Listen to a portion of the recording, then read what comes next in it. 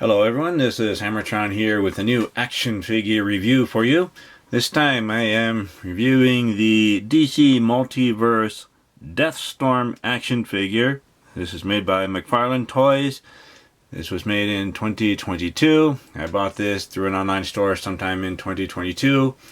And here it is in a nice window box where we can see the action figure and the Build-A-Figure pieces. So I do like the window boxes. It just shows me what I'm getting before I actually get it. And this is part of a Collect-To-Build a figure where we build Atrocitus. This is the second action figure in this series. So here is the front of the box, a nice window box. Here is the top where the window stretches over to let more light in. Here is the bottom with some manufacturing information. Here is one side where it says Deathstorm, Blackest Night. Here is the other side where the window wraps around to let in more light. And it says Deathstorm. And here is the back where we see a picture of Atrocitus, the other action figures in this wave, and the pieces that we assembled together to build the Atrocitus action figure. So I will open this up and review the action figure in just a moment. Here is the Deathstorm action figure, and aside from the Collect-To-Build-A-Figure pieces, the only accessories are this card. This card has some nice artwork with Deathstorm on it, and on the back is a little mini biography. The real name of this character is Ronnie Raymond, and it talks about how he was apparently killed off and then possessed by a black power ring to join the Black Lantern. So it's an interesting storyline from Blackest Night, which came out maybe more than 10 years ago. I haven't read it yet. It also comes with this action figure stand where it says DC at the bottom and a peg for the peg hole in the heels of the action figure. And I do like the action figure stands. It's nice to be able to put the action figure on it. And then it does help with making sure the action figure does stand. So I do like the added stability on a display, and either side will work. So this is, we just have to push the action figure down on it, and the action figure will maintain their balance.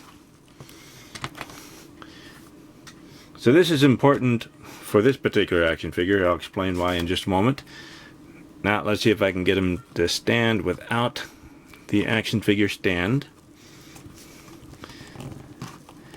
Takes a little bit of work. This one has some trouble balancing.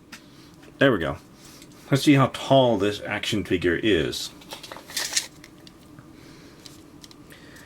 Up to the top of the flame there, this is actually about a little more than 8 inches tall, or a little more than 20 centimeters tall, so that's impressive.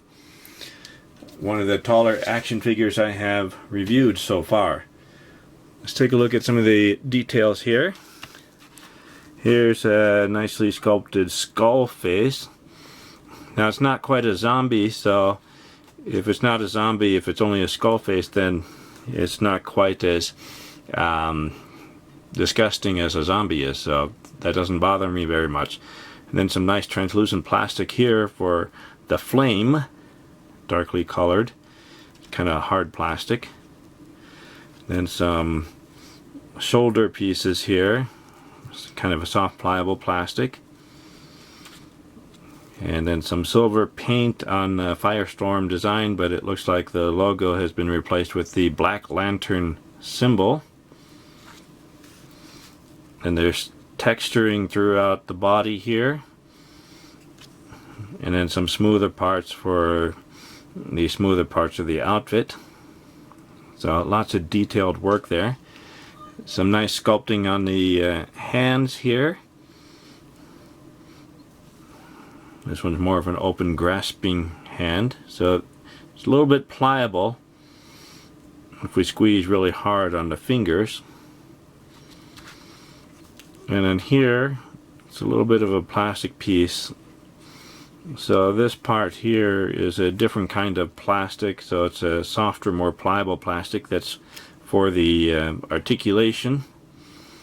And it does have the silver paint and the sculpting going along the leg here, so it's lined up correctly there, but when we articulate it, it moves the line so it breaks the line. But that can't be helped in an action figure. And then some nice sculpted muscular legs here. And the boots are sculpted. It's a bit smoother than the rest of the outfit. And then here are the feet. Now this is where I think there's a problem. I think these feet are just way too small for this action figure. If these feet were larger, you know, a little bit wider and a little bit longer, then that would help the action figure balance, and we would be able to more easily make it stand without the action figure stand. There are peg holes on the bottom, and then some more sculpting on the back. Now just a little bit of painting here where part of the outfit design wraps around the back, but other than that there's no painting back here. Just a lot of sculpted details, some texturing for the outfit, and then some muscles there. So I think it's a lot of work was put into this action figure, so it does look nice. Alright, let's take a look at the articulation. We can look up that much, look down a little bit. We can turn side to side, but it's kind of limited. That's about as far as I can get it to go. And then there's some tilting, so that's pretty nice. And then the shoulders, I'm not sure that these are actually butterfly joints, but it does move around a bit. But they move very easily, so they seem to be a bit loose, but so far not too loose. So we can go out this much very easily. So that's why I think it's kind of loose. That's as far as we can go. It's limited by this shoulder piece here. And we can go around due to the limitation there. There is a bicep cut, but it seems to be very stiff. So when we turn it, we're mostly turning the shoulder. Unless we hold on to it here, then we can make the bicep move by itself. So I think that texturing in the sculpture here is creating too much friction, so the bicep cut doesn't want to turn when the shoulder joint turns more easily, but it will turn if we try hard enough. Then we have double jointed elbows.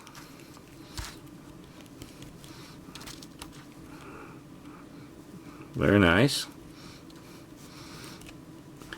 And then we can turn the wrist. Now, I don't think there are actually any hinges there. I haven't been able to make it move, and I'm not pushing very hard. I'm not going to push very hard. It almost looks like there would be a hinge, but it doesn't quite seem to work, so I'm just not going to push very hard. So maybe it's just stuck and it is there, or maybe it's not really there, so pushing too hard would break it, so let's not do that. And then we have a diaphragm cut where we can crunch forward just a little bit, not much. We can bend back a bit more, we can go around, so that seems to work. There is a waist cut, just a little bit, but it seems to be limited by this plastic piece here as part of the trunks, so it seems to be limiting how much we can twist the waist. So we don't really need to twist it too much. We don't want to, otherwise we'll rip this softer plastic apart. Then we can do the splits. Very impressive splits. Now, maybe you heard the ratcheting of the joints in there. So far that's working. We can kick forward that much.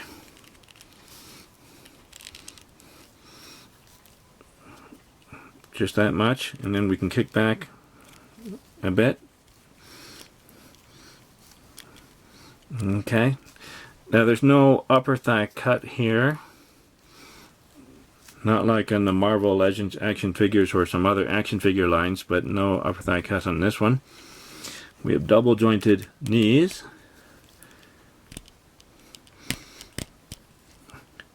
Very impressive. Now maybe you hear the ratcheting of the joint there.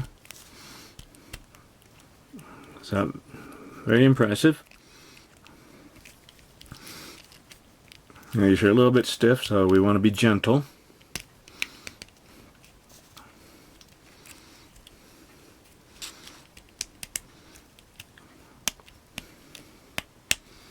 There we go.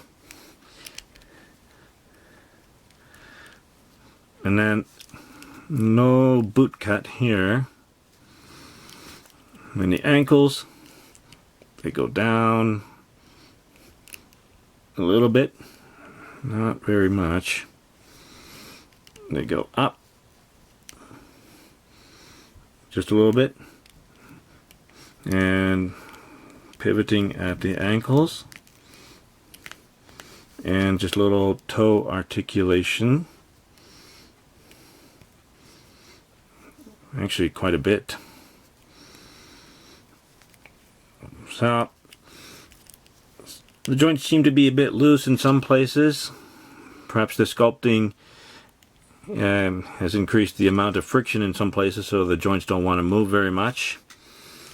And then the feet, I think, are just way too small for this action figure. If the feet were larger, it would be easier to balance this action figure, to have it stand on its own without the action figure stand. But it does look cool. Here is Deathstorm next to a pair of 4-inch action figures. The action figure on the right is a 4-inch adventurer from an Animal Planet set I reviewed a while ago, and on the left is a 4-inch Fortnite action figure by Jazzware named Jonesy. So this Deathstorm makes a great big space skeleton monster. A very scary monster for 4-inch action figures.